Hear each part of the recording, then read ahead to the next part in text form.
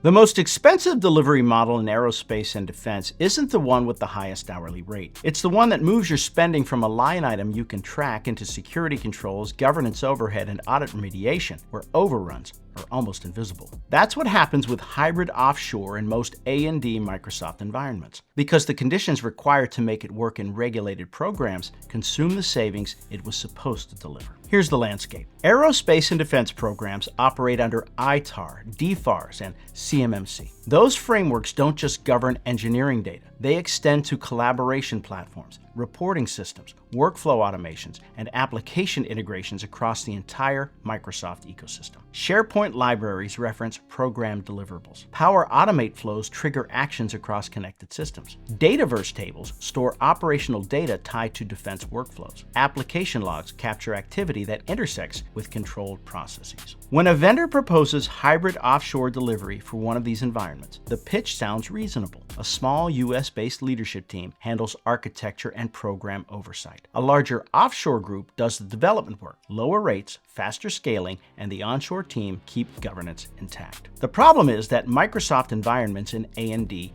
don't operate in clean separations. The assumption behind hybrid delivery is that you can isolate regulated data from development activity. In practice, enterprise Microsoft tenants are interconnected. Development and testing environments inherit dependencies on production workflows, metadata structures, and integration endpoints. Even work that's been scoped as non-sensitive can touch systems that reference controlled information indirectly. And CMMC assessments are tightening the timeline. Delivery model decisions made today will face formal audit scrutiny sooner than most programs have planned for. The question isn't whether your model works right now, it's whether you can defend it under review. We break that evaluation into 4 categories. Each one represents a place where cost migrates when hybrid offshore is introduced into a regulated A&D Microsoft environment. First, security infrastructure. To make hybrid delivery defensible, most organizations need segmented tenants with no connectivity to production systems, isolated sandboxes with restricted datasets, enhanced identity controls and monitoring policies, data masking or synthetic test data processes, and additional audit logging across every environment that offshore teams can access. None of that is optional in A&D. All of it costs money to build, validate, and maintain continuously. Second, governance overhead. Hybrid models require extensive documentation to prove compliance under audit.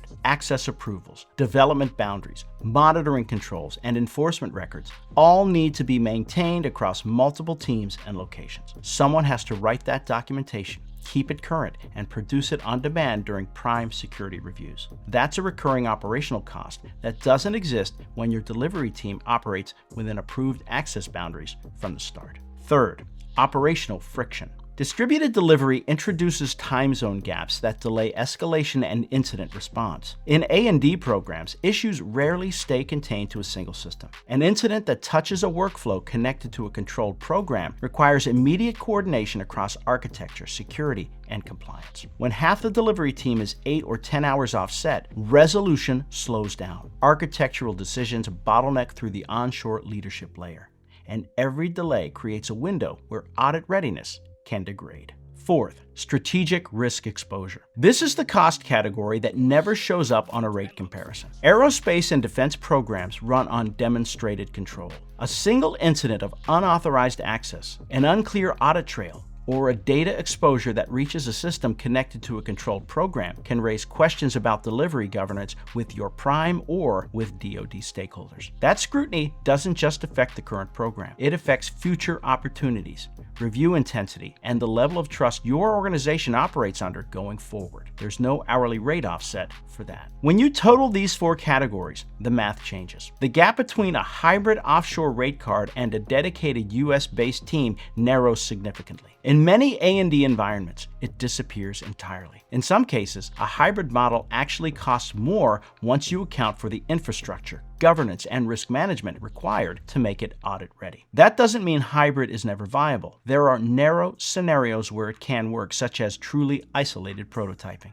UI work with zero linkage to program data, or development in completely separate tenants. But those scenarios require continuous validation that no indirect pathways to controlled data exist. Most organizations find that the effort to maintain that validation is itself a high cost. The practical path forward starts with mapping your Microsoft environment's actual integration points and data flows before making any delivery model decision. Understand where controlled information surfaces indirectly. Then, evaluate whether segmentation is achievable and sustainable at a cost that still justifies the hybrid model. If it isn't, the US-based model isn't the more expensive option. It's the one where the cost is visible and the governance is built in. After nearly 30 years of integrating Microsoft systems for mid to large enterprises in regulated industries, we've seen this evaluation play out across dozens of A&D programs. If you're evaluating a hybrid delivery proposal, the blog post includes the full delivery model comparison matrix and the approval questions every CIO should ask